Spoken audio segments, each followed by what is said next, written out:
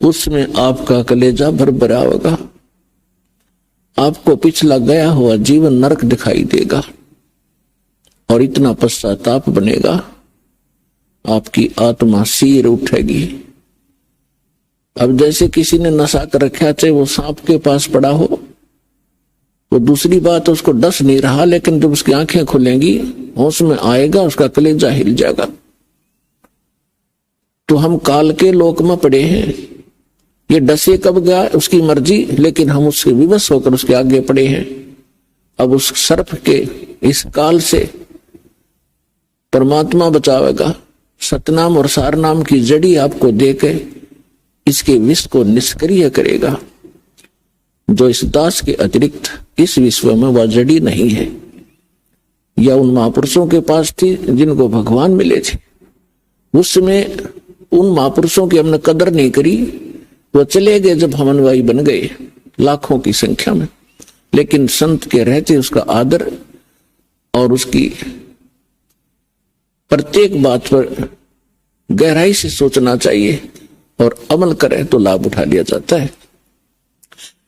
तो पुण्यात्माओं, हम ऐसे गंदे लोक में रह रहे हैं, चाहे यहाँ का प्रधानमंत्री बेशक आपने कितना ही अच्छा दिखाई देता हो, लेकिन उस जीव का कोई आधार नहीं है। कबीर सब जग निर्धना, धनवंता ना कोय, धनवंता सो जानियो जिस पर राम नाम धन होवे। जो वर्तमान के अंदर सत साधना नहीं कर रहे हैं, चाहे वह कितने धनी हो, कितनी उच्च पोस्ट प्राप्त है, उन जीवों का भविष्य नरक में है, बहुत बुरा होगा उनके साथ। अब उनको ये ज्ञान होगा जो कि एक मानव को, प्रत्येक प्राणी को होना चाहिए कि जो तू गलतियां कर रहा है इसका तुझे दंड भी भोगना होगा। तो उसके बाद वो प्राणी, बुद्धिमान व्यक्ति, वो गलती किया नहीं करता। आज जो हाहाकार मची है संसार के अंदर, किसी भी भाग में जाकर देख लो या किसी और फील्ड में देख लो,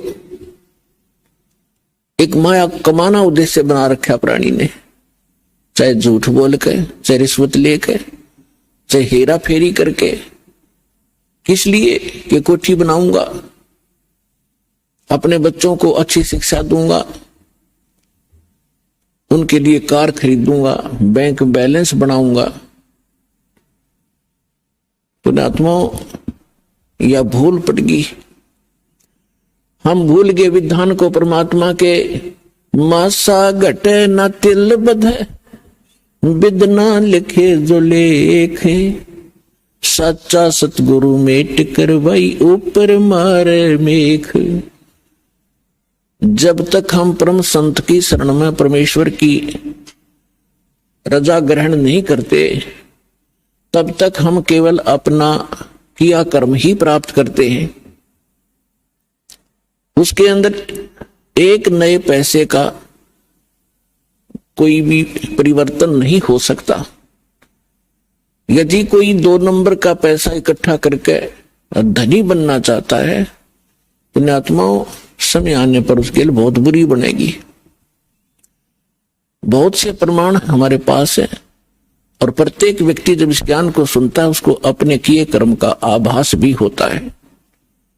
और जब उसको पता चलेगा कि सचमुच ये कर्म ठीक नहीं है तो वो त्याग भी देगा। जब तक उसको ये पता ही नहीं लगेगा कि मैं जो कर्म कर रहा हूं ये सचमुच बुरा है, क्योंकि हम जिस क्षेत्र में रहते हैं वहां सभी वही क्रियाएं कर रहे होते हैं, तो हम निश्चिंत हो जाते हैं, सभी कर रहे हैं, नो प्रॉब्लम। लेकिन भाई अपराधों से लाख कर लियो, सबको प्रॉब्लम होगी। तो जैसे